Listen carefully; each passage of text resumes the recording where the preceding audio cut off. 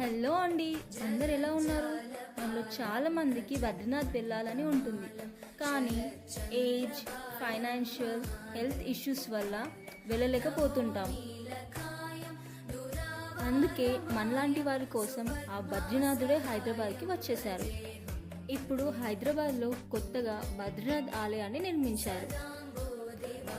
ఈ ఆలయం హైదరాబాద్ నుంచి 40 కిలోమీటర్స్ దూరంలో మేడ్చల్ జిల్లా బండమైలారం అనే చిన్న గ్రామంలో ఉంది. ఈ టెంపుల్ని దక్షిణ్ కే బద్రీనాథ్ అని పిలుస్తున్నారు. ప్రజెంట్ అయితే ఇక్కడికి బస్ ఫెసిలిటీస్ లాంటివి ఏమీ లేవు. Hello family, welcome to our channel. ఈరోజు మనం మేడ్చల్లోని బద్రీనాథ్ టెంపుల్కి అయితే వచ్చేసాము. చుట్టూ ఖాళీ ప్లేస్ అవ్వడంతో ఇక్కడ మనకి పార్కింగ్కి ఎలాంటి ఇబ్బంది అయితే లేదు. ఈ టెంపుల్ కోసం 2011 నుంచి ప్లేస్ని వెతుకుతుంటే 3 ఇయర్స్ తర్వాత ఇక్కడ దొరికిందంట. ఈ ఆలయాన్ని కట్టడానికి దాదాపు 5 సంవత్సరాలు పట్టిందంట. ఈ టెంపుల్ చూడ్డానికి అచ్చం ఉత్తరాఖండ్ బద్రీనాథ్ టెంపుల్ని పోలి ఉంది కదా. ఈ టెంపుల్ని చూడ్డానికి చుట్టుపక్కల నుంచి చాలా జనాలు అయితే వస్తున్నారు. ఇక్కడ వీకెండ్స్లో రష్ అయితే చాలా హెవీగా ఉంటుంది, సో వీక్ డేస్లో రావడానికి ట్రై చేయండి. ఉత్తరాఖండ్లో బద్రీనాథ్ ఆలయం సంవత్సరంలో 6 నెలలు మాత్రమే తెరిచి ఉంటుంది, కానీ ఇక్కడ సంవత్సరం మొత్తం తెరిచే ఉంటుంది. చూశారు కదా ఇక్కడ ఎంత పెద్ద క్యూ ఉందో. ఈ క్యూలో వెళ్తే మన దర్శనం ఎప్పటికి అవుతుందో ఏమో. ఈ టెంపుల్ యొక్క స్పెషాలిటీ ఏంటి అంటే ఇక్కడ ఉన్న అఖండ జ్యోతిని బద్రీనాథ్ నుంచి రోడ్డు మార్గంలో తీసుకొని వచ్చారు. ఈ ఆలయంలో ఉన్న ప్రతిమలు బద్రీనాథ్ ఆలయంలో ఎలా ఉన్నాయో అలానే ప్రతిష్ఠించారు.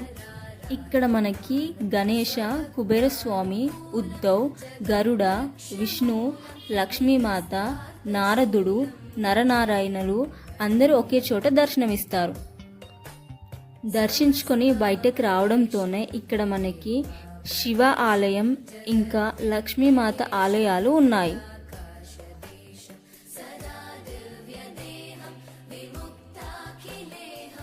ఒకసారి చూడండి, మనం వచ్చినప్పటికీ ఇప్పటికీ క్యూ అనేది ఇంకా చాలా పెరిగిపోయింది. జనాలు ఇంకా వస్తూనే ఉన్నారు. ఇక్కడ చుట్టూ ఖాళీ ప్లేస్ అవ్వడంతో చాలా ప్రశాంతంగా ఉంది. ఈ టెంపుల్ ఆర్కిటెక్చర్ చాలా బాగుంది కదా. బయటికి వెళ్ళే దారిలో మనకి ఇంకో టెంపుల్ కూడా కనిపిస్తుంది.